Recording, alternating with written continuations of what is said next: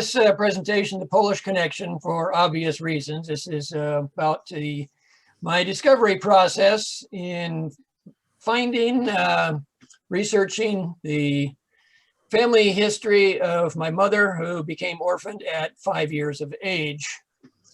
Pretty much nothing was known about her family of origin until I began this process. I'm a relative newbie to genealogy. So let's go forward. We'll see the significance of this photo on the title page in a few moments. I'll sit over there so we can put that on her lap. So my mother's name was Helen Anastasia Kolasa. After she married my father, of course, then her name became Nolan. She was born January 29th, 1920 in Minneapolis, Minnesota.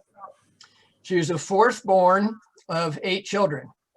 However, she always thought she was the third born of 7 children, and as did all of her other known siblings. And we'll go through that bit of mystery in a moment also. So this is my mother and me when I was about 2. So this is 1948, just to give you a pictorial perspective of who I'm talking about when I talk about my mother. So a little bit about the journey of discovery. So we'll talk a little bit about my mother's family of origin, how she and her siblings became orphaned, and what caused me to initiate the research and go through a little bit of sequence of the findings. Talk about how I located the villages of my grandparents in modern Poland and developed the plans for a trip there and actually making the connection with long lost kin. So this is my mother's family of origin. The man standing there is my grandfather. His name is Jozef Kolasa. In his arms is my aunt Bernice. Her birth name was Bronislava, but she changed her name to Bernice when she became about 18 years of age. Standing in the front row there, starting at the left, is my Uncle Joe, Joseph Jr. He's about 2 in this picture. A little bit of his family or his personal history. Before he was 18 years of age, in January of 1942, he joined the Marine Corps and fought in Guadalcanal. Next over is my Aunt Gladys. She's about 3.5 in this picture. At 18 years of age, she joined a convent and became a nun and was known for the rest of her life as Sister Corinne. In the middle is my mother, Helen. She's about a little over 5 years of age in this picture. Next to her is my Uncle Frank. Frank was drafted in September of 1942 and went in with the first wave in the reconquest of the Philippines, as well as the first wave in Okinawa. And on the far right is my Uncle Stan. He was always known as the eldest, but we'll see how he actually got demoted one. He became a farmer, successful farmer in Minnesota. So now we'll go into how everything went dark in my mother's family history. And as you will note, your screen will go dark. That's part of the presentation. It's not a computer glitch. So I'll read from my mother's autobiography that she wrote sometime around 1980 when she was about 60 years of age. The first 5 years of my life were spent with my parents and 4 brothers and 2 sisters. My mother, Anastasia, died when I was 5. My father, Joseph, was an alcoholic, deserted us after her death. The children were separated as a family. 5 of us were put into an orphanage. One sister, Bronislava, or Bernice, was raised by my aunt, Mary Dabrowski, my father's sister. The other one, Gladys, or Sister Corinne, was raised by a friend of the family. I spent 5 years in St. Joseph's Orphanage in St. Paul, Minnesota. My 4 brothers were there also. Due to strict and regimented life that prevailed, we were not allowed to play or eat together. The boys and girls were separated in play and eating. I recall talking to my brothers, Stan and Frank, through the fence which separated the play yards. I had 2 older brothers, Stan and Frank, and 2 younger brothers, Joe and John. The younger ones were in the nursery, as one, Joe Jr., was a toddler, and the youngest, John, was an infant. So that's the story of how my mother and her siblings were orphaned. This is, as you noted in the family picture, there were several people missing. There were only 6 children there. And we'll talk about that in just a minute. This is my grandmother. This is the only known portrait of my grandmother, Anastasia. She was born on February 10th and 22nd, February 1889. The reason for the 2 dates, the first date is the Julian date, which was the official date on her baptismal record. And the 22nd is the modern Gregorian date. She died in April 1925, 7 days after the birth of her last child. So now we know why the last child was not in that photo, and we'll soon know why the first child was not in that photo. That photo was obviously taken in spring of 1925. So what prompted me to get into looking at the background was this family reunion, which took place in June of 2016. I had not been to Minnesota in more than 50 years. Some of my cousins that we see pictured here, I had never even met because they were born after my last visit. This is 17 of the 28 grandchildren of my grandparents. 17 of us showed up with only 6 weeks notice. So these are just the first cousins. The entire group that showed up for the reunion numbered probably somewhere in the 50 to 60 range, because we had subsequent generations and grandkids and great-grandkids. So in preparation for the reunion, I dug through some of my mom's old stuff. She had begun digging into a little bit in genealogy herself as part of her process in writing her autobiography. It was minimal, but I pulled it together. I had the birth records of all of my aunts and uncles, as well as some other information. So I took that with me, thinking that I'd get a whole lot more information. It would prompt discussion from my cousins, and I'd learn a lot more. And in fact, I found out that my mom's records were the most detailed that anyone had. So it's like, well, I want to know more. I got to figure this out. So where to start? Here we see kind of a summary of the main knowns and unknowns. My grandfather, Jozef Kolasa, he was either Austrian or Polish. We didn't really know which, and we'll see how that goes. His year of immigration, well, some of the records were 1911, some 1917, and as genealogists know from handwritten records, very easy to confuse a 1 for a 7, and vice versa. My grandmother, well, no one knew of her nationality or whatever. Some thought it was Polish, Russian, Slovak, Ukrainian. We knew it was Eastern Europe, but not exactly where. We did know my grandmother's mother's name was Katarzyna Malec. We got that from my grandmother's death certificate. And her father's last name was Gomborek. His first name, we had no idea. We weren't even sure of the accuracy of his last name. We had no knowledge of my grandmother's immigration time. We had no information about when they were married, the place of marriage, whether they were married here in the United States or in Poland, or their countries of origin, which were not Poland.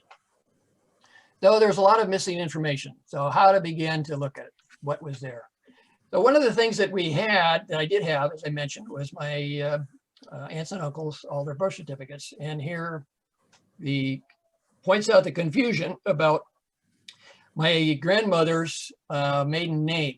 So on each of the birth certificates, you can see her maiden name is spelled differently. The one I think is the most hilarious is my Aunt Gladys. On her birth certificate, her mother's name is listed as Anastasia. So which one is it?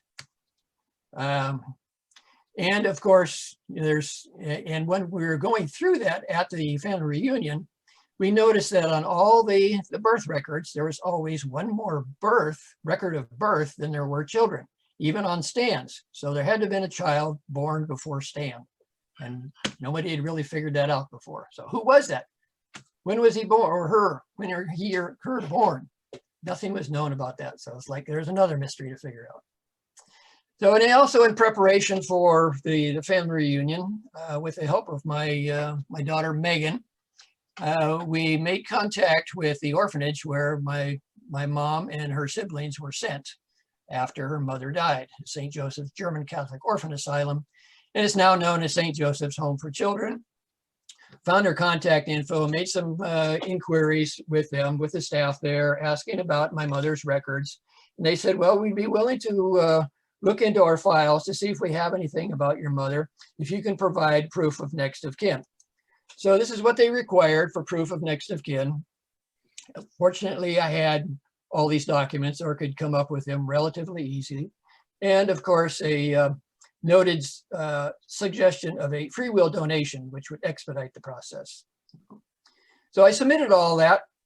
And while I was back in Minneapolis for the family reunion, I went by the current location of the orphanage. And this is what I got back. One page. But on this one page, there are some gold mines that helped direct me in my subsequent research. So there's my grandfather, and this lists him as Austrian. And in fact, he was an Austrian. He was Polish culturally, but he was Austrian by nationality. We'll see more about that in a bit. And we once again see that the confirmation of my mother's autobiography that he was an alcoholic and he served a number of terms in the workhouse. Workhouse is a term used in those days as a kind of minimum security jail where the inmates would do public work projects kind of things. For my grandmother, it lists her name as Anastasia Gamboris. So it's like, okay, there's another variant on the name. That in fact is what proved to be her actual maiden name. Says her descent was Polish and she was born in Poland, but as we know from history, that could not have been, because when she was born in 1889, Poland did not exist as a sovereign country. It had been partitioned 100 years before that. Part of it was now Prussia, part of it was Austria, where my grandfather was born, and part of it was Russia. So we still did not know where my grandmother was born. Another real tickler of information was the next item, the name of near relatives. We see a Mrs. Timmerzak enlisted as a maternal aunt. No one had known anything about any of my, if my grandmother had any siblings at all. Well, here is obviously a sister. But living in Detroit, Mrs. Timmerzak. We'll see how that works out in a little bit. And then another piece of gold here was the indication in the orphanage records that my grandparents had been married on October 20th, 1914 in Winnipeg, Canada. So no one had really known, that they had been in Winnipeg, Canada. So it was another mystery to solve. So I took that one on first, did some Google searches, found the Manitoba Vital Statistics Agency webpage and a very simple search form for birth, marriages, deaths. Click on marriages, put in the name Kolasa, 1914, and thought, well, I'll find their marriage record. And boom, here's what comes back. Sorry, no records.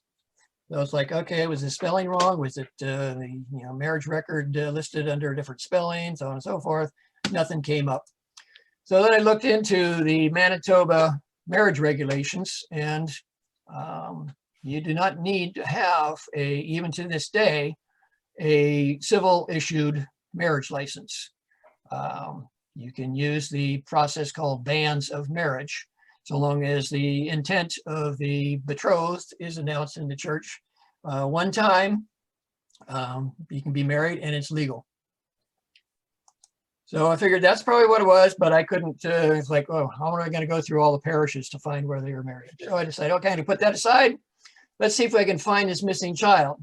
So I used that same search page and plugged in Kolasa, and here we see his name was John Kolasa, born December 27th, 1915. And we click on the detail, and up comes this page. And you see under other particulars that, yes, the parents were married. Mother's marital status is married. And we see under mother's details, her last name is Gamboris. And her first name is Anastasia. So from that, well, that's close enough. That was definitely my long lost Uncle John. So what happened to him? So I actually got the official birth certificate and some of the neat details that are provided on that. We can see that they lived at 535 St. John Baptiste Street. So that gave me a hint as to maybe how to find where my grandparents had been married. And we see, his father was my grandfather, so on and so forth. All the details match up. And you notice on the side there, it says he was deceased. So then I went into the death records for John. And here he shows up. He had died March 12th, 1916. It says age 2, but he died at 2.5 months. And here is his death record. Once again, providing details. Some of the neat detail that's provided here that helped direct my subsequent efforts. It says my grandfather was from Galicia, Austria, and my mother was from Poland, Russia. So that kind of narrowed it down which part of Poland my grandmother was from. Didn't provide any specific detail, but at least I knew which quote unquote partition of the former Poland my grandmother was from. So it helped narrow that process. So then I went in, it's like I just pull up a map of Winnipeg and particularly look at St. John Baptiste Street. So here it is, we see right adjacent to Provincial Park, St. John Baptiste Street. So that's the street along which my grandparents lived when John was born. And lo and behold, nearby, St. Boniface Cathedral. It's like, oh, well, that's simple. They must have been married there, or at least one of the parishes. So I called the cathedral office, talked to a very nice secretary, and she said, well, all of the records are actually kept in the parishes, and she gave me several parishes to possibly look at for Polish immigrants, and looked up the details on them, and those parishes had been established after the marriage date of my grandparents. So that was a bit of a lost cause there. But then I looked more fully at the history, and lo and behold, in December 1915, a new archdiocese was carved out of the former St. Boniface Archdiocese, then became known as the Archdiocese of Winnipeg. So I was like, okay, let's try that. So I went into that. Here's the map of Winnipeg again, and here we see the parishes that are associated with the Archdiocese of Winnipeg. And I went into their webpage and I went through, they have a very nice listing of all the parishes that are part of that archdiocese. Went through them one by one, a little brief history of the formation, dates and such. And lo and behold, I found this one, Holy Ghost Catholic Church at 341 Selkirk Avenue. It was established in 1900, and it was established primarily to serve the Polish immigrants in Western Canada. So like, oh, that's a good hit. So I looked up the phone number, called the secretary. Her name is Lydia, very nice woman. Talked to her for a few minutes, explained what I was looking for. That I was looking for my grandparents' marriage records in October 1914. She said, oh, just a minute, let me find that book. So she came back on the phone 10 minutes later. Oh, yes, I have it right here.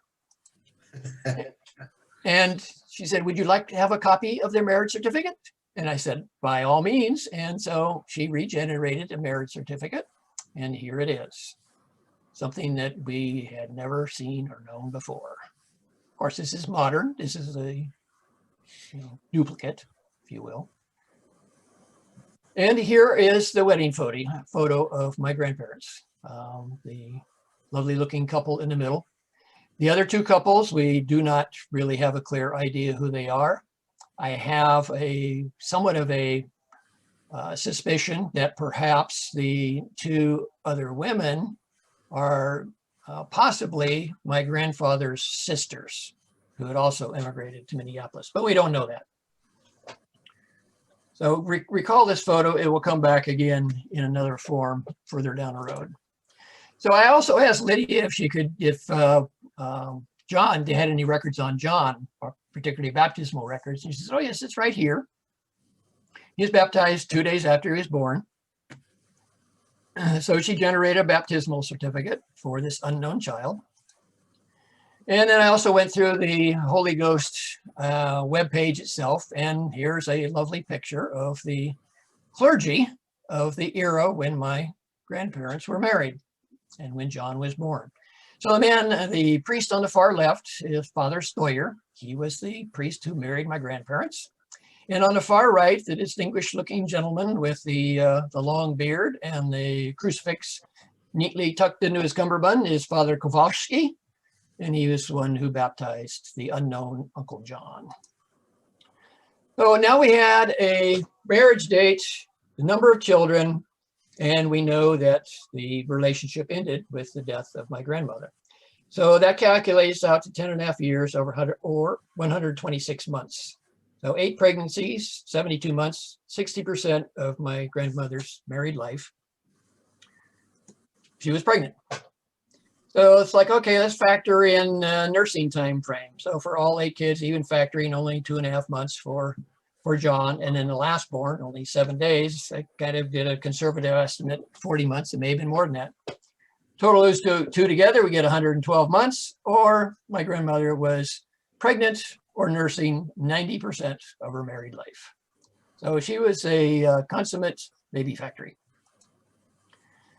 So by this time, I had resolved the marriage date, solved the riddle of first child, found their living address in Winnipeg, sorted more detail about the nationalities of my grandparents, but we still had some significant unresolved issues: immigration dates, roots, hometowns, etc. So let's went to next thing in my agenda was to look into immigration records. So I found this one. This is my grandfather's declaration of intent. That was the first step in the process of becoming a U.S. citizen. And we see down here that he immigrated to the United States in 1911, March 1911, through New York. So the 1911 date was the year he immigrated, right? Well, here's the second declaration of intent for him, dated 1919, and demonstrating that he immigrated in December 1916. So in fact, both the 1911 and 1917 immigration years for my grandfather Joseph are correct, because he came to the U.S., left the U.S. to go to Winnipeg to marry my grandmother. They lived there for about 2.5 years, and then they returned. So he actually has 2 immigration records. I also found this for my grandmother. This is the alien registration. We zoom in on that. We see that she was born in Russia. So it confirms that. Also gives me another little hint. How did she get here? So we see under item number 9, port of entry, United States. Well, Halifax, Canada is not the United States, but it was told me where she actually came in. She came through Canada, and that's why she wound up in Winnipeg. And we'll see why she wound up in Winnipeg in a little bit. And then further details that I found in the immigration records. This is the border crossing record from Canada to the US. So this is my grandfather's December 1916 immigration from Canada back into the US. And we see that under the question, ever in the US, he says yes, from 1911, 1914, so that confirms. And that he left in September 1914. So it's in September that he went to Winnipeg and married my grandmother about a month later. And down under one of the lines near the bottom, a question about the seaport and date of landing and name of steamship confirms he came in through New York, March 11th, 1911, on the SS Rhine. So now I had more details to go to the Ellis Island database and see if I could find his record. And then also in that same Canada border crossing record, I found my grandmother. She followed my grandfather to Minneapolis a few weeks later. By that time, it was early January 1917. And once again, some real gold nuggets here of information. You see that she was born in a village called Peseki in Russia. It's like, okay, that's neat. There's the name. We see that she was by race. Interesting that the term race seems to have changed connotations greatly since that time frame. But her race is listed as Polish, her nationality as Russian. Also, it identifies her father's name, her father's first name. Now we know that it's Jakub Gamboris, and that he was living in the town of Tomaszów in Lublin province, Russia. So it gave me some great hints as to find out where she was originally from. And this gave me, then at the port of entry, gave me a little bit more details. Once again, HAL stands for Halifax, and June 1911, but no information about the steamship that she was on. But now at least I have a June 1911 time frame. And interestingly enough, on the back of that form from my grandmother, she notes that she is afflicted with pregnancy. She was 6 months pregnant with my Uncle Stan when she crossed from Canada to the US. So then I went to the Ellis Island website looking for my grandfather, and here he is, line number 6, Jozef Kolasa, Galicia, so on and forth, Novi Targ, Father Sebastian. So we know that that was him. And he came on the SS Rhine, sailing out of Bremen on February 25. We go to the second page and pull that in a little more. We see that his destination was his sister, Josefa Matkiewicz, in Minneapolis. So that's where he lived for the first few years. From 1911, 1914, he lived at his sister's house. Here is a picture of the SS Rhine, the boat on which he sailed, or ship. So then it's like, okay, let's see if we can find Grandma's Anastasis. So I did some more Google searching and found, okay, Library and Archives Canada. They had a nice little search page here for passengers from 1865, 1912. But needed to know the ship name, which I didn't know. I knew the year of arrival, 1911. Port arrival, Halifax. Shipping line, not a clue. Port of departure, not a clue. So this is kind of a worthless, because I would have come up. There were literally hundreds of ships that were coming into Halifax and Ellis Island in that era every year. So I would have been just exhausted trying to go through page after page of manifests. So I looked a little more and I found a website for the Canadian Museum of Immigration at Pier 21 in Halifax. This is essentially the equivalent, Canadian equivalent of Ellis Island.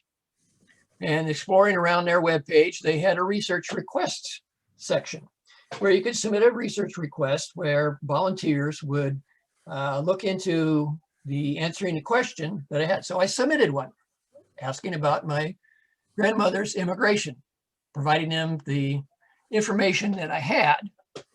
And a couple weeks later, I get this back. That she departed Rotterdam, the Netherlands on 18 May 1911 on board the SS Volturno. She arrived in Halifax, Nova Scotia, 28 May 1911, and she was amongst 480 passengers in steerage, which is mostly men. 95+% of passengers in steerage that era were men. So it was very strange to have a woman traveling. So I also got a copy of the actual passenger list. And this brought in another surprise. We see my grandmother listed here on line 11. It's a little bit blurry, but it's the clearest copy of the form that I was able to find. We see here in this column, Anastasia. And on the line above, we see the surname Gamboris. The M is left out, but it is her. And who is this? This is Anton. Who's Anton? We had no idea who Anton was. He's 27, she was 21. Well, it turns out we found out later Anton was actually her uncle. So they were traveling together. But why were they coming to Canada? This is the Volturno on which they sailed. And since they arrived in 1911, I knew that Canada had done a census, nationwide census in 1911. that started in June. So it's like, oh, well, maybe they're listed there. And lo and behold, here they are. Lines number 25, Anthony Gimboris. In line number 27, Nastia. Nastia is a common diminutive for Anastasia Gimboris.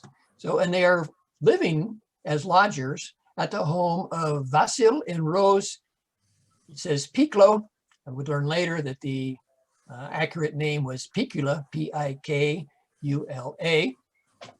And it turns out on the trip we made to Poland, we found out that Rose Picula was originally Rose Malich, who was Anastasia's aunt, her mother's sister. So now we know why they were going to Winnipeg. They're going to live with her aunt. So, and I turned my attention to this mystery of my grandmother's sister, Mrs. Timmerzak. So I looked through the familysearch.org, nothing shows up, 0 records for anything Timmerzak. Same for Ancestry, same for MyHeritage, 0, zilch. Well, I decided to try a backdoor approach. I had discovered that my grandmother's uncle, Antonin, had left Winnipeg in 1913 to relocate to Detroit, Michigan, to live with his brother. So I thought, well, let's see if I can find anything for Gimboris in Detroit, Michigan area and see if there's something that shows up for that would equate to Mrs. Timmerzak. So going through the records, I was like, okay, here's the death records. We see on the first line here, Anthony Gimboris. That's in fact my grandmother's uncle. Born in Poland, died in Detroit in 1945. And then lo and behold, this last line, Jakob Gimboris. That's my grandmother's father's name. Did he also immigrate? Well, when I clicked on that, I found out that it was actually the death record for a Rosalia Temchuk. So Timmerzak was actually correctly Temchuk. Rosalia was my grandmother's sister. She immigrated in 1920. She married her husband in January 1921, Michael Temchuk. I know that this is her because if we look down the lower section, you see her birthplace was Pasieki, Poland, and her father's name was Jakob Gimboris, also born in Pasieki, Poland. So then I thought, well, let's see if I can find any further records about Michael and Rosalia Temchuk. And here they show up in the 1930 census in Detroit, lines 4 through 7. You see Michael, we see Rose is line 5, and then we see their 2 children, Edward and Wanda. Edward's 8, Wanda's 5. So I thought, well, let's see if I can go forward in time and find some descendants of Edward or Wanda. And did some searching, and lo and behold, here I found a listing, an obituary for a Wanda Polichowski, maiden name Temchuk. And reading through the obituary, we see the last line in the first paragraph that Wanda is survived by her only child, a woman named Roseanne Ferris, her husband Scott Ferris of Kennewick, Washington. So I did some more Google searching, found a listing for Roseanne Ferris, wrote her letter, about a 1.5-page letter explaining who I was, what I knew, what I was looking for. And she called me back about 2 days after she got the letter. We had a long conversation. And in fact, she and I are second cousins. And we met about a year later in Pleasanton when she and her husband were down this way.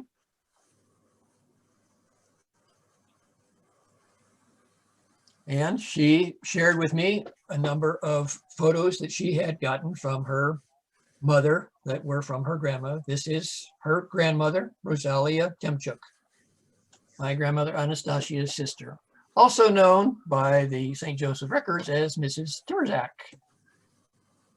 So it's amazing that this is another one of those OMG moments of pulling strings out of nowhere. So I next turned my attention, let's find the hometowns, villages of my grandparents and see if I can divine some kind of an idea of how Anastasia and Antonin got out of Russia. They left Russia in 1911. That was under the Tsarist, that was under Tsar Nicholas. He was none too keen on losing population because, you know, his assets were dependent upon head tax. So he didn't like it when people left. So it was more of an escape thing than just leaving. So Google Maps, pull that in. If we see down here, the lower right section of this map, we see the town of Novi Targ. I made it this way because I wanted to point out the geographic location. If we go right to the top of the map, we see the city of Krakow. That's a major city in Poland today, very ancient city. But we also, if we look over to the west of Krakow, we see this little village called Auschwitz. That, in fact, is better known in the US as Auschwitz, one of the most noted sites of the Holocaust. My grandfather was not there, but it's just a relatively interesting that one of the most significant locations of the Holocaust took place near my grandfather's hometown.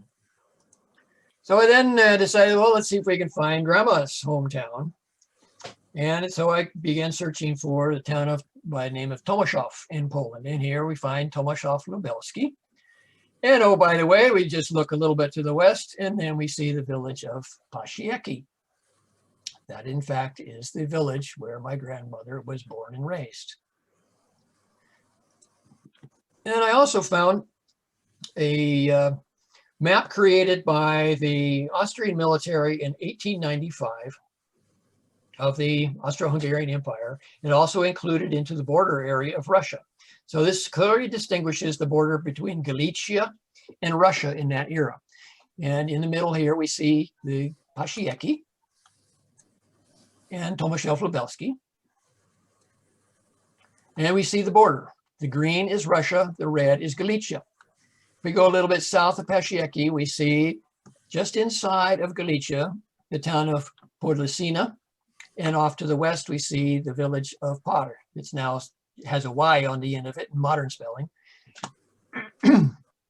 But I knew from other records that Anastasia's mother was born and raised in the village of Potter.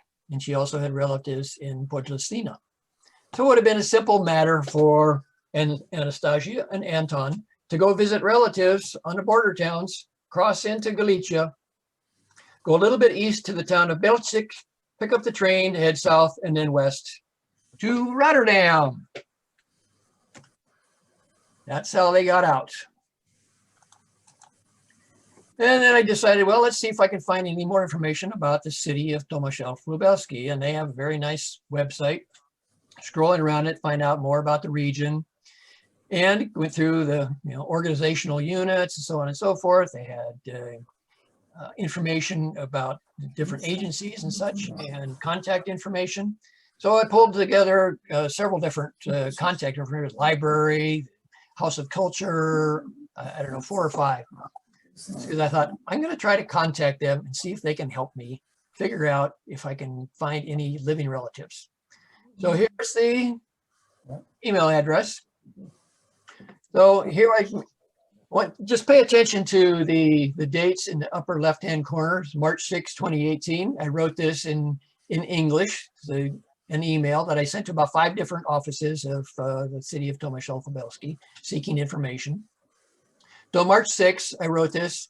Same date, I used Google Translate, put it into Polish, which Google doesn't do a real good job of translating English to Polish. But it was good enough because now here we are 8 days later, and I get a response from Barbara Suchowicz of the House of Culture. And translated that, she writes, "Good day. I handed over the matter to my friend," and I just left it in the Google Translate school years, "who works in the commune office in the population registry. This is Ursula Gabriel." 3 days later, I get an email from Ursula. "I have good news because I have found the documents, probably your relatives who live in Pasieki. On Sunday, March 18th, I will go to them and interview them." On March 26th, I get this email from one of the people that Ursula contacted. Hello, cousin. I am Janina, daughter of Katarzyna, your grandmother's sister. In a matter of 20 days, after more than 100 years, we made contact. And Janina sent me a picture of herself. She's 82 years old, lives on her own. Janina Kwiatkowska.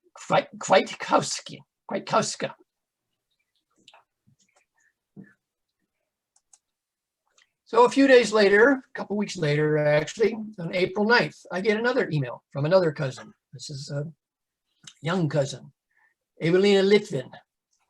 She writes, I will try to give you some information about our family in Poland. Like I said, my name is Evelina.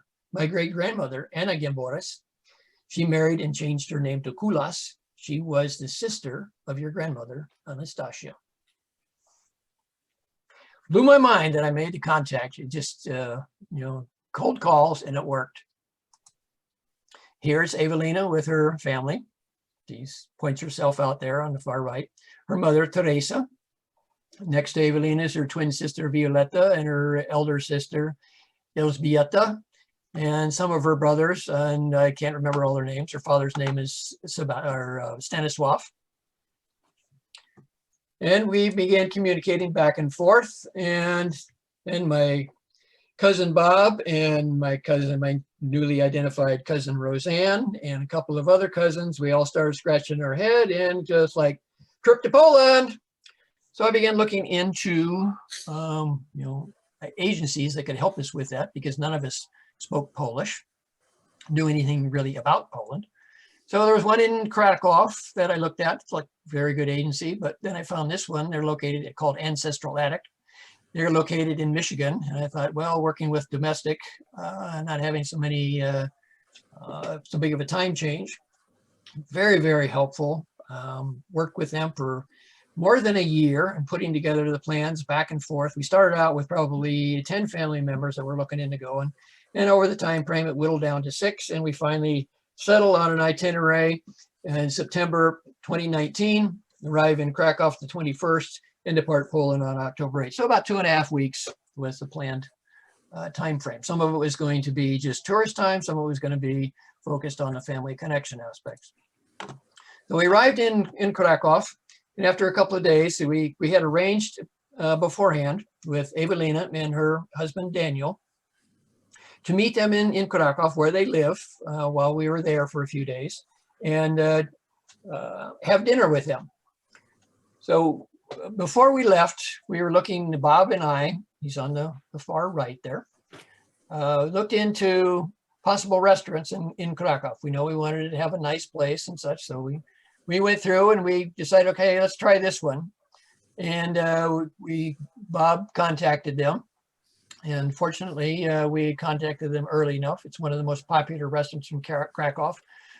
Typically, you have to make reservations 1 month in advance. So anyway, we met Evelina and Daniel there one evening, hosted them for dinner. There were actually 6 of us because my wife was there and Bob's wife was there. So for 6 of us, 4-course dinner for 6 people, including wine, beer, dessert, and tip, total $75 for everything. Evelina and Daniel thought they were being treated like Hollywood celebrities because of the fancy restaurant we took them to. Some restaurants here, you couldn't get out of there for $75 a person. So it was just fabulous. It was wonderful connecting with them and gave us a preview of the connections to come. So meeting Evelina in person, I was stunned at the similarity of my mother, with my mother when she was younger. So I call this slide twins born 70 years apart. Like the similarity of features is just astounding to me. So then it was off to Lublin on our own, driving, so it's kind of some tourist time, where we met our guide for that part of the tour in Lublin province. His name is Maciek Zaparaciewicz. He owns Lublin Region Personal Guide Service, and that's his website there. And if you ever plan a trip to Poland, particularly the Lublin area, I would strongly urge you to contact him. He's a wonderful man, humorous, speaks excellent English, flawless English, I'd say. And is a wealth of knowledge of Polish history, culture, ancient history, as well as more current history. So it's fabulous find. Here we are with Maciek. He's giving us a tour of the Old Town Lublin, where he was born and raised. So from Lublin, we then headed to the area where my grandmother was born and raised. First stop was at the Parish of the Annunciation of the Blessed Virgin Mary. This is a 400-year-old church pictured on the left, all wood. This is the church where my grandmother was baptized. And if we look at the interior photo, we look in the lower right-hand corner, you can see the baptismal font. So that was a pretty emotional connection. So this is what our plan, our specific plan for the Pasieki area. We were going to go to the actual village. We're going to have a visit with Janina Kwiatkowski and her family. We're going to go to the original farmstead where my grandmother was born and raised, and visit Evelina's family in the village of nearby village of Rogoshno. So here we are with Janina. This is the one of the photos that we took of the entire group. One of the most astounding things of the connection was as our guide Maciek pulled around a corner onto her road and was parking the car, there's a group of people standing across the road outside. You can see, people have jackets on, it's cold. And Maciek turned to us and said, "That's your family waiting for you." We could hardly contain our tears. So as we're bundling out of the car, Janina, who's, I mentioned, 80-some years of age, walks with a walking stick. She virtually sprinted across the road, threw her arms around me, and as Maciek translated, she said, "Thank you for coming. I'm so glad you found us." Mhm. She invited us into her home. She and her children had laid out this wonderful spread of delicious Polish pastries, cold cuts, cheese, coffee, tea. We sat with them conversing for about 3 hours. Maciek just a fantastic job of translating multiple conversations at the same time. And Janina's granddaughter, the elder one in the front there, kneeling, Magdalena, she's also quite proficient in English. She helped out with some of the translations also. So it was a wonderful connection. One of the things that Janina shared with us, and here we see the picture from the title page. This is, in fact, my grandmother's family of origin. We see on the back left, that's Jakub Gimboris, my great-grandfather. Next to him is Wojciech, his son Wojciech. Anastasia was one of 10 children, 9 girls, 1 boy. Wojciech was Jakub's only son. Next to Wojciech, we don't know the name of that man. On the far right is Bartolomej Moroz. He is Janina Kwiatkowski's father. In the front row, we don't know who the young boy is with the bowling ball haircut. Next to him, though, is Anelia, another one of my grandmother's sisters. And in the center, in the front row, is Katarzyna Malek Gimboris, my great-grandmother, Anastasia's mother. Next to Katarzyna is about a 5-year-old boy. His name is Felix. Talk a little bit about him in a second. And Felix's mother and Janina's mother, Katarzyna. So Felix was born in 1924, about 12, 14 years before Janina. And in early 1940, when the Nazis came in and took over Poland, he was deported to West Germany, or to Germany, to work as a forced laborer at a farm about half-hour southeast of Frankfurt. He never returned to Poland. He survived the war, and he actually wound up marrying the farmer's daughter. Had 3 children, and I found his family in Germany, made contact with them, and I'm now in email contact with his son, Axel.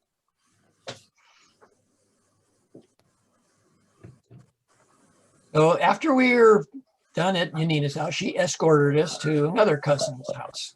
This is on the original farmstead where my grandmother was born and raised, and all her siblings. And standing next to me, just to the right of me in this photo, is my cousin Jozef. He is actually a first cousin of my mother, as was Janina Kwiatkowski. So one of the things I wanted to point out with this photo, I want you to draw your attention to just the roof lines of the 2 barns in the background. And if we go to the previous slide, we see the same roof lines. So those, I believe, are probably the same barns, new roofing materials, but the orientation exactly the same. So we spent the rest of the day at Jozef, and his wife was also named Janina. Spent the rest of the day there. She served us a wonderful lunch, more conversation, laughter, many shots of bimber. They call it bimber, which is a essentially moonshine vodka, local moonshine vodka. One of the things that Jozef's wife, shortly after we arrived, we were talking outside, she was just really anxious to get us to come inside because she had something important to show us.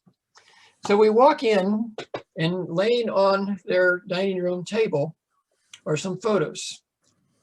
And if you recall, I shared with you my grandparents' wedding photo that we had. This is an original print of my grandparents' wedding photo that was in Jozef and Janina's possession, that probably came down from his grandfather's father. They had lost all knowledge as to who these people were. We pointed out to them that was Anastasia. They were thrilled to now know that. They knew this picture was important, but they did not know who these people were. On seeing this photo, any last shreds of doubt that we're with the correct family evaporated in an instant. So the next day, we went to the home of Evelina's parents. Here's Evelina. This is the group photo after we spent 6 hours with them. We had scheduled only to spend like 2 or 3. We were going to do something else in the afternoon, but we were having such a great time. We wound up spending the whole day eating wonderful meals, delicious Polish specialties, several of which were made by Evelina's grandmother, the elderly woman right in the center of this photo. Her name is Anna Kulas.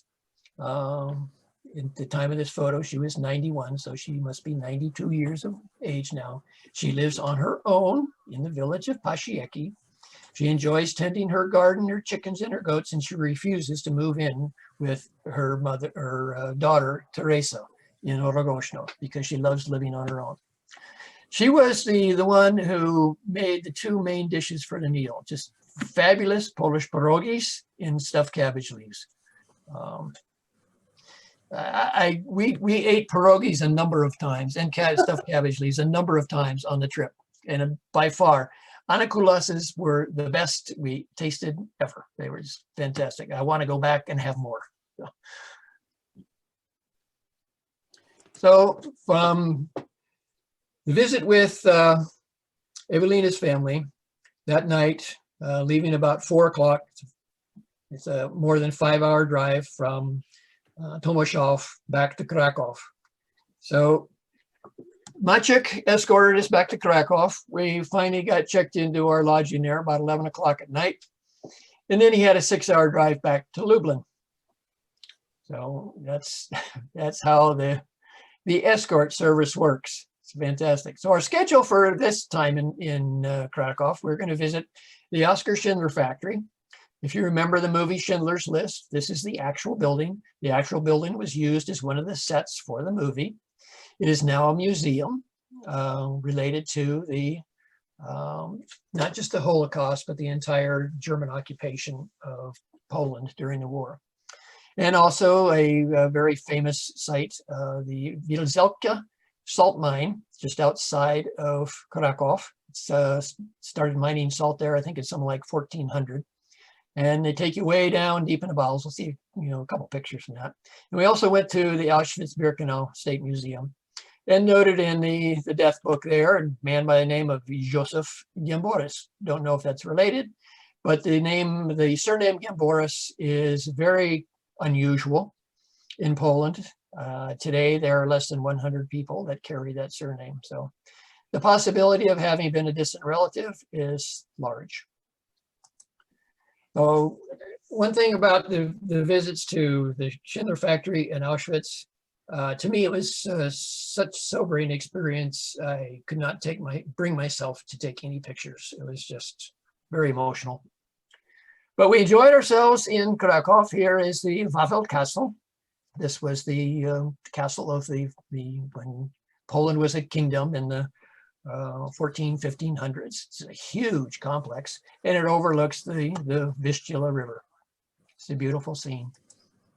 And then the salt mine. This is the largest. There's a number of small chapels. I think there's something like 26 miles of tunnels in the salt mines, if I recall right. And this is the largest chapel.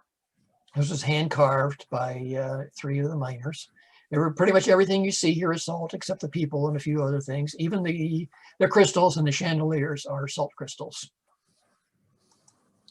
So then it was on to Novi Targ, trying to find contact with my grandfather's family of origin. Unlike the contacts with my Gimboris relatives in the Tomaszów Lubelski Pasieki area, we had not succeeded in establishing any contacts with family members in Novi Targ. But we wanted to go there. We wanted to see where he was from, visit some of the locales. It's a beautiful area, and see what we could find. So here's a picture overlooking Novi Targ, the town in the foreground. Looking south, to the south, you see the Tatra Mountains. The summit of the Tatra Mountains forms the modern-day border between Poland and Slovakia.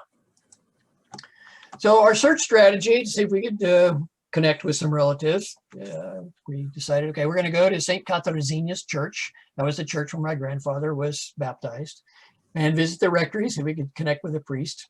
One of the things that we did have in our bag of information was a collection of some photos from 1978 of some of our Kolasa kin in Novi Targ.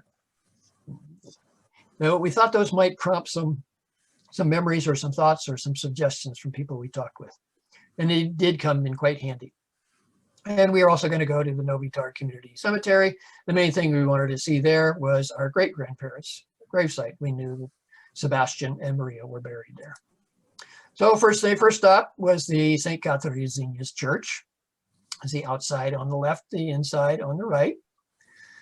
Spent a few moments there, said a few prayers for good luck, good fortune, and continued safe travel. And then we went over to the rectory office. Unfortunately, the priest was not in, or fortunately, as case may be, he was off performing funeral services at a different parish. But we did speak with the rectory staff, and a member of the community was also there through our guide, Marcin. And we showed them our collection of 1978 photos. Well, they didn't recognize any of the people in the photos, even these people here that are known as Anna Kolasa and her daughter Mary, but they did recognize the street and said, oh, that's got to be Ogrodova Street. Like, okay, so now we had a location, but Ogrodova Street is about 8 blocks long in the town of Novi Targ, and it's like, that's just not going to be possible to knock on every door on Ogrodova Street. So I thought, okay, well, we don't know whether that's going to work out. So then we went to the cemetery. We're walking through the cemetery, trying to find the chapel and the office, the cemetery management office, where they'd have the records. And lo and behold, as we're walking through the cemetery, out of the corner of my eye, I spot the headstone on the left. Kolasa, Franciszek, and Anna. Well, I knew that my grandfather had a brother named Franciszek and that his wife was named Anna. And in fact, the Anna, as you see in the photo on the headstone here is the same Anna as the 1978 photo that I showed previously. So now it's like, oh, okay, we are onto something here. And we went to the cemetery office, and the man that worked there gave us the directions to our great-grandparents' gravesite. And here, my cousin Bob and I standing next to their gravestones. And further conversation with the manager there, since we had found Francesca and Anna's gravestone, we showed them that and asked about that. So he looked up the records for the burial of Anna Kolasa. And in the records, he found that the person who had paid for the burial of Anna Kolasa lived at number 81 Ogredova Street. He either did not know, or because of privacy laws could not reveal the name of the person, but now he had a specific address to go to on Ogredova Street. So after lunch, we headed down there, and as we approached the door, we see on the doorbell label the name Kolasa. Immediately, our anticipation quickened. And Martine rings the bell, and a woman comes on through the intercom. And Martine converses with her for several minutes as we stand back in the street, waiting to be invited or be told what was happening. And Martine, in this conversation, comes back to us and said, in this conversation, the woman revealed that all of her known relatives that she was aware of who went to America had gone to Canada, and all were now dead. So kind of like the rug was pulled right out from under us, and it's like, well, dead end, now what? So we thought, well, let's go to dinner. It was the evening by that time. So we went to dinner and talked about, what are we going to do? Is there any other thing we can do? It's like, well, there is a tourist office at the old city hall in the main plaza of Novi Targ. So they were open the next morning. So it's like, well, let's go there before we head on to another place. So that's the museum and tourist office. That was formerly the city hall in my grandfather's childhood and early adult years. So we went in there. We were kind of like the first ones there that day, early in the morning, 9 o'clock in the morning. Staff was incredibly friendly and helpful and interested in what we were looking for, but also indicated that so many people live in Novi Targ with the surname Kolasa, and many of them are not related to each other. And because of the privacy regs, even if they did know, they couldn't really reveal. But they were very interested in who we were, where we were from, why we were there. So we spent probably a good 45 minutes or more talking with them, mentioning that I was from California, my cousin Bob was from Minneapolis, Minnesota, that our grandfather's name was Jozef Kolasa, so on and so forth. All the various background. They're quite intrigued and interested. We showed them the 1978 photos, and they once again recognized that one photo as Ogredova Street. So, but didn't really get any further information. So we're disappointed, but not surprised. But while we're there, we decided, well, let's go see the museum. And going through the museum, we found the photo on the left. This is a photo from the era when my grandfather was a young man of Novi Targ, when the building was actually City Hall. You can also see on the far upper left the steeple of St. Katarzyna's Church, where he attended Mass and was baptized. And the picture on the right, that wonderfully carved chair, that was made especially for Pope John Paul II on his first visit, returned to Poland after he'd become Pope. He went to Novi Targ. They set up an entire stadium for him to say Mass, and this is the chair that was made just for him. So it's like, okay, I guess we're done here. Let's head to our next destination. And on the way out of town, we decided, oh, let's go by the Novi Targ train station. I'd found the postcard picture on the left as part of my research, dating from around the time frame that my grandfather would have left Novi Targ in 1911. And lo and behold, the building still stands. And was in the process of being renovated. Unfortunately, the renovation was not complete when we were there. You can still see the fencing around it. It was in the last stages of the renovation. It's now open. I hope to return one day to be able to walk in his footsteps through that train station. So from there, it's like, okay, it was a bust. We didn't make any contact. So we headed on to the town about 30 minutes south of Novi Targ, Zakopane. It's a very popular tourist area, year-round tourist area. Skiing, snowboarding, skating in the wintertime, summer hiking, river rafting, very, very popular, very beautiful area. That's Ann and I on the left, and on the right is the main downtown street. How many years ago it was turned into a pedestrian-only mall. It's just wonderful strolling around. And it was a popular place for Pope John Paul when he was the the Bishop of Krakow, where he would spend his vacation time. So it's just a wonderful area. We're having a grand time, just touring around. And then Marcin gets a call from the staff at the Novi Targ tourist office. And lo and behold, a few hours after we had departed, some other tourists from the US had dropped by. They were accompanied by a friend of theirs who lived in Novi Targ. And they got to talking with the same people we had talked with at the tourist office. And they got to sharing with these people that were there looking for long lost kin by the name of Kolasa. And overhearing the conversation, the woman from Novi Targ, who was accompanying the other tourists from the USA, heard that and apparently exclaimed something to the effect, "That's my family." And the friend's name was Elżbieta Łapsa. It's actually pronounced Wapsa. It's looks like it's spelled Lapsa, but it's pronounced Wapsa. She, in fact, is one of the people in our collection of 1978 photos. So, and it turns out that Elżbieta is a granddaughter of Antonina Kolasa, one of our grandfather's sisters who stayed in Poland. So the next day it was back to Novi Targ for a family reunion with our now found Wapsa cousins. So another OMG moment, serendipity strikes again. It was like we were living in an episode of The Twilight Zone.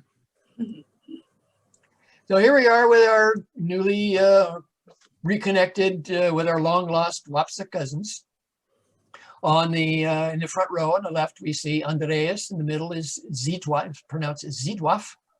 And on the right, Elżbieta, she was the woman who made the connection. In the back row on the far left is Ron Emerson. His wife is on the far right. Those were the two people who were at the tourist office with Elżbieta. And in the middle, the young man in glasses, his name is Jan Kawaczynski.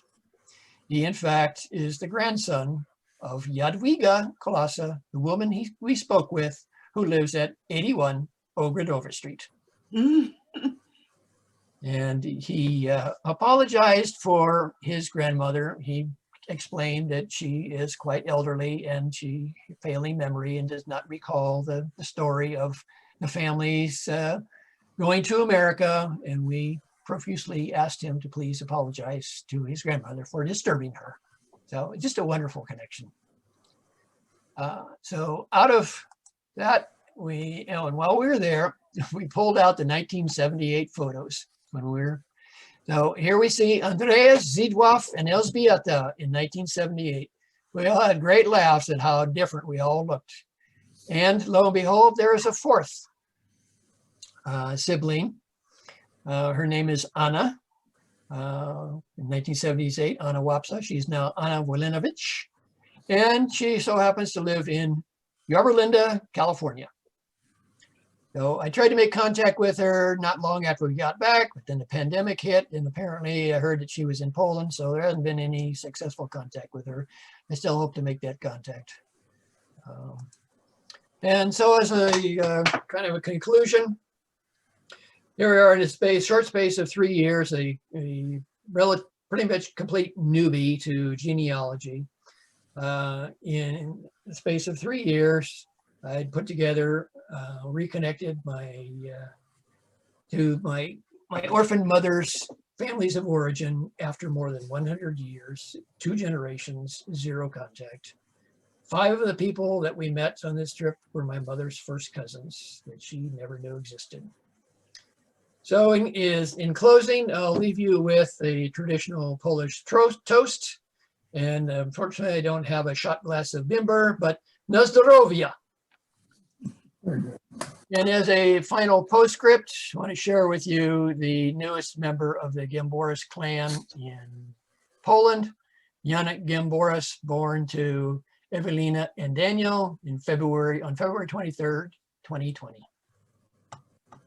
Thank you. So I'll close the share. Fantastic. Thank you. Yeah. Thank you. It was great. Absolutely great.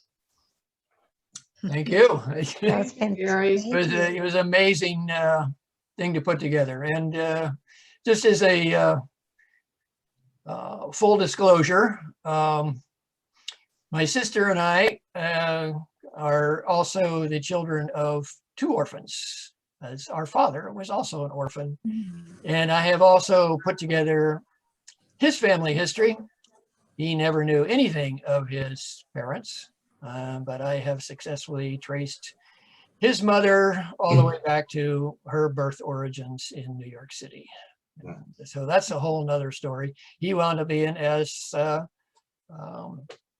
was mentioned, he in 1916, with his brother, was an orphan train rider from New York City to Minnesota. And so I'm writing that story also.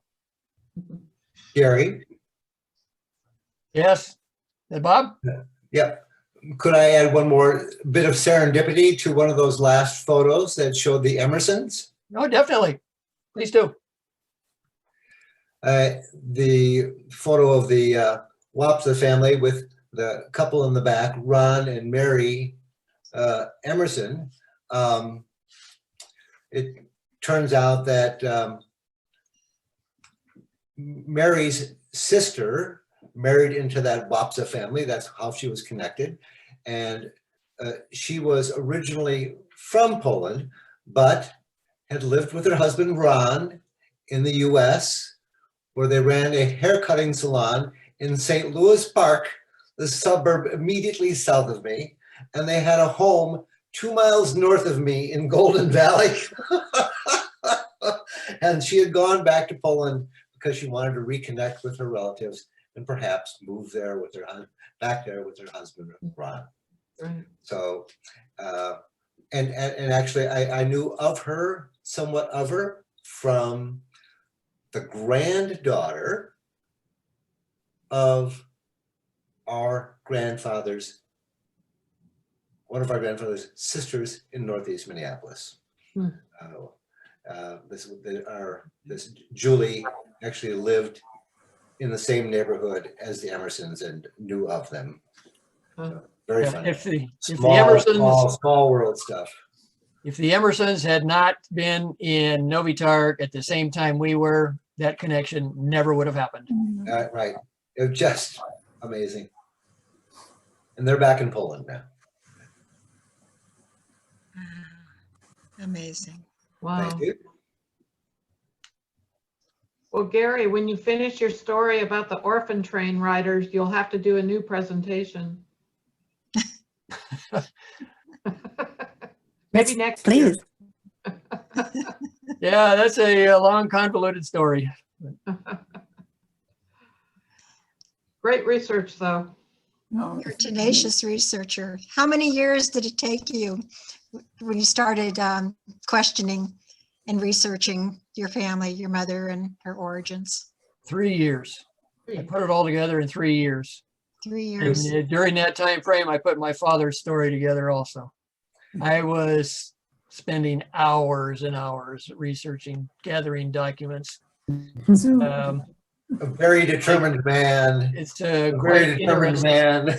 man. Quite interesting that some of the records that I was able to obtain, fortunately, it was another one of those kind of serendipitous kind of things. because of additional privacy things, those documents are not available anymore Mhm. because they are not old enough. Even though I'm next of kin, I can't get them. I finally got my mother's baptismal records earlier this year, even though she was my mother and I knew everything and I could prove that. The church would not release her baptismal records until they are 100 years old. Yeah, it's just crazy. Crazy. So that's one of the problems that genealogy research is now encountering, is the privacy regulations are impeding the ability to actually obtain information and documents.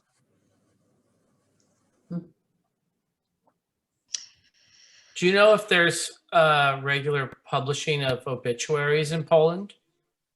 I do not know that. Because I was thinking of electronic newspapers for those dates of death in 19, so that you might be able to look at who was living in the house. But it seems like you already found the relations. So, but I was able to search online here and find an Adam Kosla at that address. Yeah, well, that's probably true.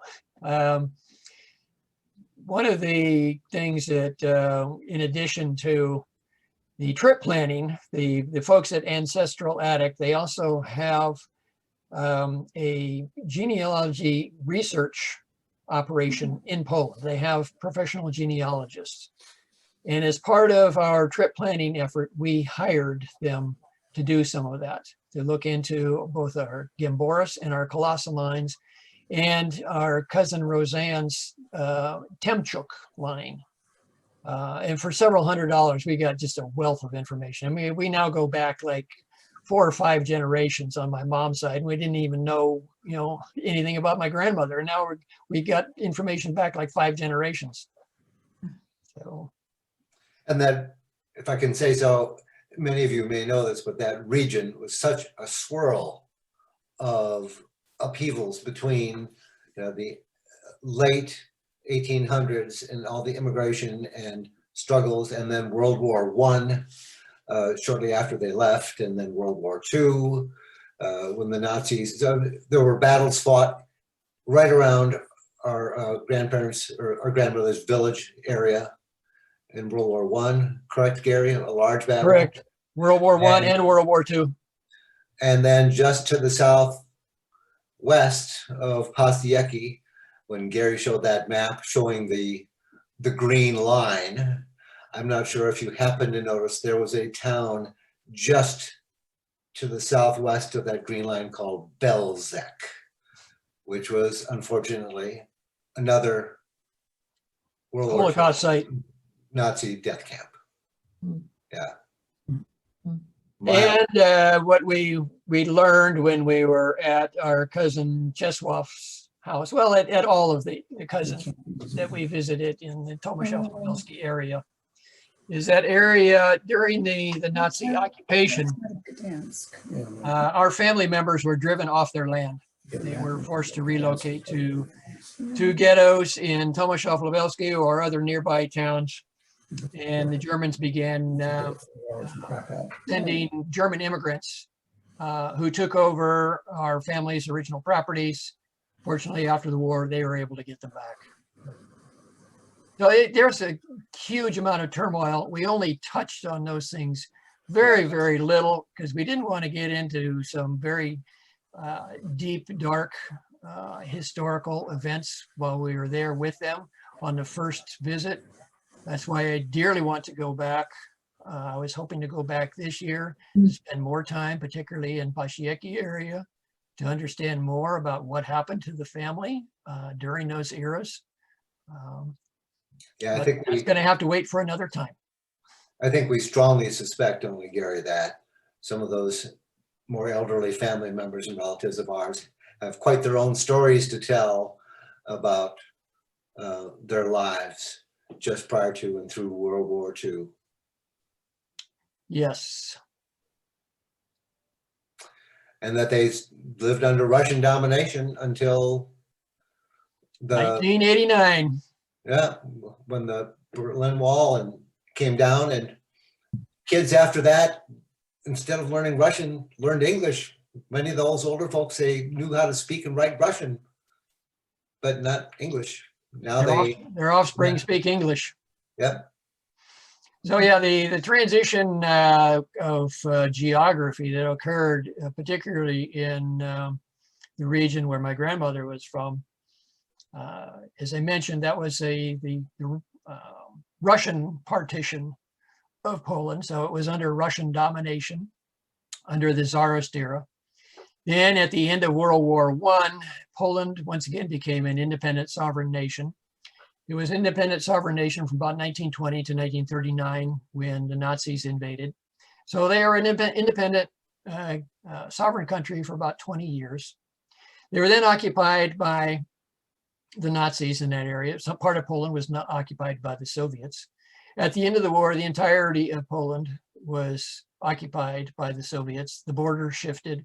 It was just a total chaotic mess. And our family members lived under first Russian domination, then freedom, then German domination, then Russian domination again. And finally, in 1989, they got threw out the Soviets.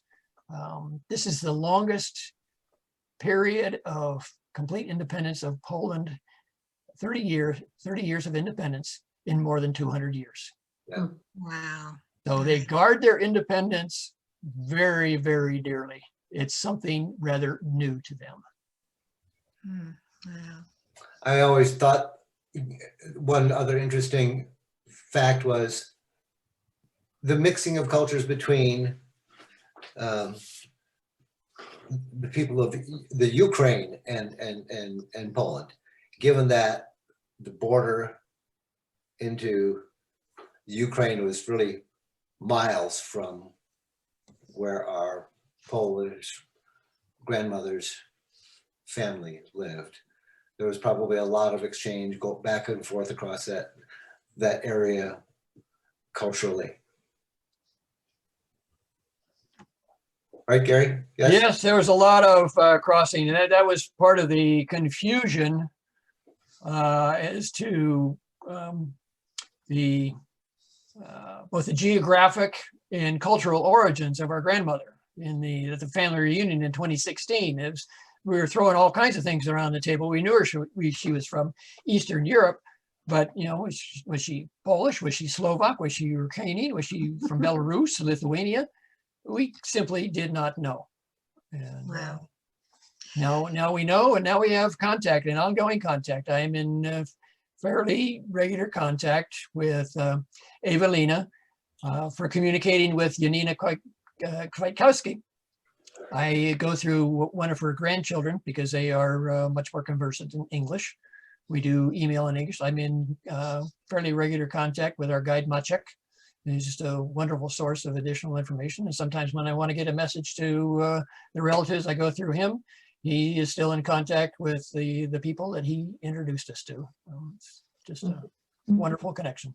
Gary, would you mind introducing your family members that are guests here today? Sure. Well, my wife, Ann Ferrier, she's the one sitting in the tropics. And then my sister and brother-in-law, Roger and Lonnie Werney, they're waving right now. Oh, there they are. Okay. And Nice. then up there's Karen Wilson. Karen, can you wave? It's my cousin one of my cousins in Minneapolis. Who else do we have here? My youngest. There's okay. sister. Yeah, there's Bob. Yeah. Karen and I are brother and sister, children of Jozef Kolasa, Oh, one my of the younger goodness. children of Anastasia. Let's see. Let's go to the other page here. We've got. Okay, we got my daughter Megan. Oh, She doesn't have her. I guess she just. Hi, Megan. Hello. how much you've enriched their lives, Gary. So she was instrumental in getting me started on this by finding the contact information for St. Joseph's Orphanage. And then my daughter Holly Chavez. That's quite the family in attendance today. Yeah, pretty nice at the ones that could make it. I'm happy about that. Wonderful. Well, I can't thank you enough. Gary, thank you so much. That was a fabulous presentation. Terrific. Be sure and read the chat, Gary, before you log off, because there's several questions there. Hold on just a second. My wife's what, Andy? Emily. And I just want to thank the Emily, where's Emily? just want to thank the staff of the Genealogy Center for all the help and support that they provided to Gary in his journey over the last couple of years of compiling so much of this information, and also to the generous support of his sister Lonnie and brother-in-law Roger. Those are emails coming They've in. helped quite a bit as well. My wife said that my daughter Emily is on here also, but I don't find her. There's somebody dialed in by phone too, I see, it looks like. Emily, if you're there, can you speak up? I'm here. There's an email. Yeah, I hear your voice. I don't see your video. My video's not on. I'm on voice. Oh, you're L? Okay. I'm EL. Yes. All right. Okay. All right. There you are. So Joy asked, how did you develop or learn your Polish pronunciation? Probably mostly from Maciek. They didn't hear me ask the question. Oh, my wife was saying that Joy asked a question how I learned my Polish pronunciation. And I think it was probably from our guide Maciek. And I don't know Polish, but I've learned a few pronunciations. I think Bob is more conversant in Polish than I am. He studied it for a little bit. So that's one of the things I'm going to need to do, sign on to Duolingo or Babbel or whatever, at least learn a few more phrases than good day, good afternoon, where's the toilet? So. Right. All right. Fantastic. One of the questions I had was, I saw that there was the marriage record. Were the witnesses mentioned in the marriage record that was associated to the photograph that you had and you found in Poland, so that you would be able to identify the people that were to the left and right of the bride and groom? I think that the witnesses on the marriage certificate that I got from Holy Ghost Church in Winnipeg is not accurate. Okay. Those are actually Anastasia's parents' names. Mm.